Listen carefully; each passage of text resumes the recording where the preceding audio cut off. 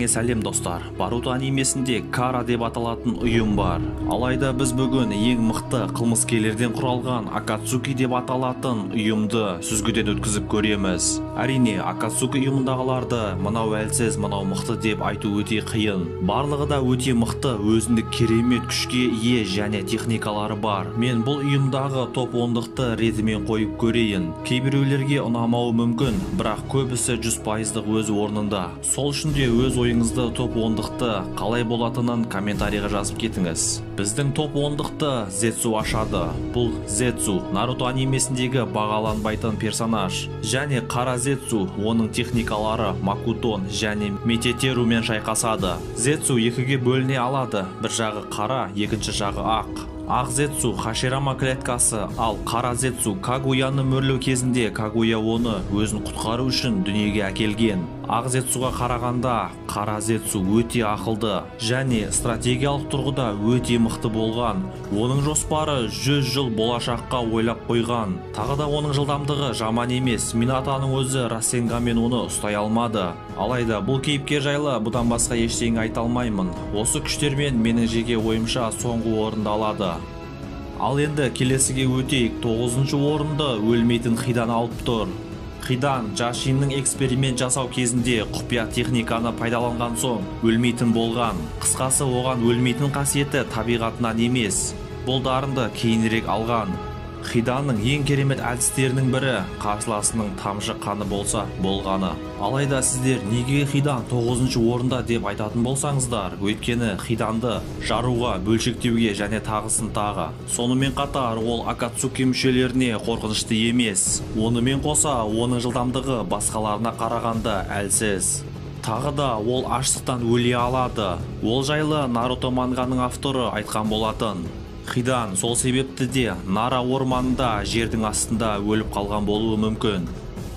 Келесі 8-дікті Конан алып тұр. Акацуки ұйымының ішіндегі бағаланбаған адамның бірі. Конан бала күнінен бастап қағаздарды көп қолданатын. Кейін оның сүйікті ісі оның негізгі ниндзюцуына айналады. Ол өзін толығымен мыңдаған қағазға айналдыратын техниканы өзі ойлап табады. Мыңдаған қағаздың әрқайсысын басқара алды және оны кез келген формаға, кез келген түр түске ауыстыра алды. Тіпті оны қару ретінде де қолданады. Конан жел, су элементтерімен қатар ян қуатын жақсы меңгереді. Конанның ең мықты техникасы қағазды көл болды. Оның қағазының көмегімен көлді екіге бөле алды және оның ішіне қарсыласын батырады. Онымен қоса 6 миллион жарылғыш мөрмен жарады. Бұл әдісті Тобиге қолданғанда Тоби Изанагиді қолданып аман қалады. Ал Камуи әдісі 5 минут шектеуде болатын. Менің ойымша Конан 8-ші орынға лайықты секілді. Ал келесіге өтетін болсақ, 7-ші және 6-шы орынды қою өте қиын болды. Немесе бұны керісінше қойсақ та болатын секілді. Меніңше 7-ші орында Сасори басып тұр. Сасори немесе қызыл құмды Сасори әлемдегі ең мықты қуыршақ игеруші және өлтіретін қуыршаққа айналдырған. Ол мықты Казекагені жалғыз өзі жеңеді және оны өзінің қуыршағы етеді. Алайда ол Шио мен Сакурадан жеңіліп қалады. Бірақ бұл олай болмас еді. Шионың өзі түсінеді Сасоридің өлгісі келгенін және бар күшімен шайқаспады.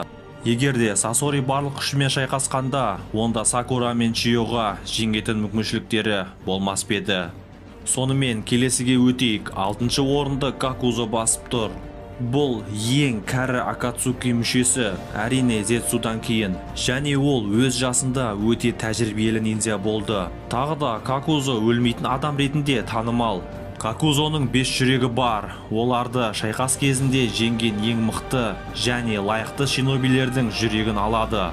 Олар бетпердеге бекітілгендей денесінде тұрады. Олар денесінен бөліп шыға алады, өз еркілерімен шайқаса алады. Әр бетпердеде әр элементті игереді. Атап айтар болсақ, от, жел, жер, найзағай, су. Ал Какузо өз денесін қатты болат секілді жасайды. Ол өзінің серіктесі Хиданға қарағанда өте ақылды және жағдайға қарай әрекет жасайды. Какузо тіпті Мадараны жеңген бірінші Хахаге Хаширама Сенджумен шайқасынан кейін де аман қалған. Какузо Акацуки мүшесіндегі ең тәжірибесі мықты шиноби. Сонымен келесі персонажға өтетін болсақ, 5-ші орында өнер бұл жарылыс деп жүретін Дейдара. Ол барлық күшін қолданып Казекагені жеңе алды. Оның тұрғындарының көз алдында жасырын құм елінде Гара ауылын қорғаған болса да, Дейдара өз жасында ерекше күштерге ие болды. Және де ол Акацуки ішінде ең жас мүшесі болды. Оның ең мықты күшін айтатын болсақ, оның қаруын айтайық, жарылғыш сат. Бұл жаруға арналған керемет техника. Егер де оған қарсы тұратын ештеңең болмаса, онда сенде бәрі бітті. Ол клеткалық дәрежеге дейін жарады. Оның жарылысы кезінде жарылу аймағы 10 километрге дейін барады. Келесі төрттікке өтер болсақ, жасырын тұман елінен 7 қылышкердің бірі Кисаме жайлы айтамыз. Наруто анимесінде ең көп чакрасымен танымал. Керемет чакрамен қатар керемет күшке ие. Наруто анимесінде бәрімізге белгілі чакра ол күш. Кисаме ең күшті су әдісін қолданады, тіпті өте үлкен толқын жасай алады. Құрғақ жерде, тіпті ол жерде су болмаса да жасай алады. Ал өзі акулаға айналғанда, оның өзінің суының ішінде жеңу мүмкін еместей. Өте мықты әрі жылдам болады. Кисаме тағы да қосымша көп чакрасына қарамастан, ол өзінің аквариумының ішінде қарсыласының чакрасын өзіне тартып ала алады. Өзінің қылышы Самихаденің арқасында. Сонымен Кисаме топ 4-тікте тұр. Ал келесіде Акацукидің ең мықты үштігі тұр. Қола, яғни 3-ші орын. Бұл Итачи Учиха. Учиха кланының генийі, көз бояушылықтың шебері. Жай ғана өте ақылды және өте мықты шиноби. Итачидің көзі Цукиомиді жақсы меңгерген. Ол Цукиомимен кез келген қарсыласын 2-3 күнге түсіретін болған. Енді елестетіңіздерші, 2-3 күнде не істейтінін. Онымен қоса Сусананы да қолданады, бірақ оны ешкім білмеді. Итачидің чакрасы аз болса да қарсыласына соққы жасап үлгере алады. Бірақ бұл Сусананы қолдану тек қосымша жағдайда. Салыстырмалы түрде Дейдараның өзі оған қарсы келгенде сөйлей алмай қалды. Итачи оның төмен екенін оп-оңай көрсетті. Бұл кейіпкердің чакрасы аз болса да оның ақылдылығы, күшін өте тиімді пайдаланады. Алайда күшті чакра оның дағдыларын шектейді. 2-ші орында бұл Пейн, яғни Нагато. Акацуки ұйымының басшысы Пейн өте керемет Риннеганның дзайдзюцуын меңгерген. Риннеган генжитсуды игермейді. Шаринган немесе Ринне Шаринган секілді, бірақ бұл өте мықты дзайдзюцу. Пейн одан қолынан келгенінше алды, тіпті бұл көзді иесі болмаса да.